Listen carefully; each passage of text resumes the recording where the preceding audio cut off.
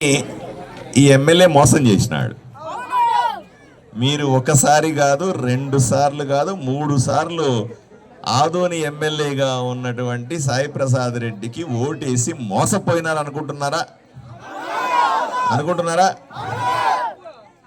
సరే, సాయి ప్రసాద్ రెడ్డి పచ్చి మోసగాడు అంటాను, నిజమా కాదా? ఇక్కడ ప్రజల్ని మోసం చేశాడు అంటాను, నిజమా కాదా?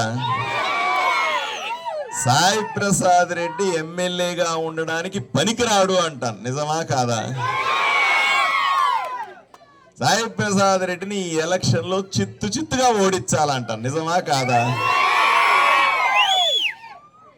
అమ్మలకు అక్కలకు అన్యాయం చేసినవాడు, యువకులకు అన్యాయం చేసినవాడు, రైతులకు అన్యాయం చేసినవాడు, అన్ని ఛార్జీలు పెంచి మిమ్మల్ని మోసం చేసిన వాడిని చిత్తుగా ఓడించాలని మీరు చెబుతున్నారా? అంతేనా? సంతోషం, ఓడించేద్దాం పోండి. ఇంకా 15 రోజులు ఓపిక పట్టండి. మీ ఉత్సాహం చూస్తుంటే నాకు అర్థమవుతుంది, 15 రోజుల తర్వాత నేను ఎమ్మెల్యే కాబోతున్నానని నాకు నమ్మకం వచ్చింది.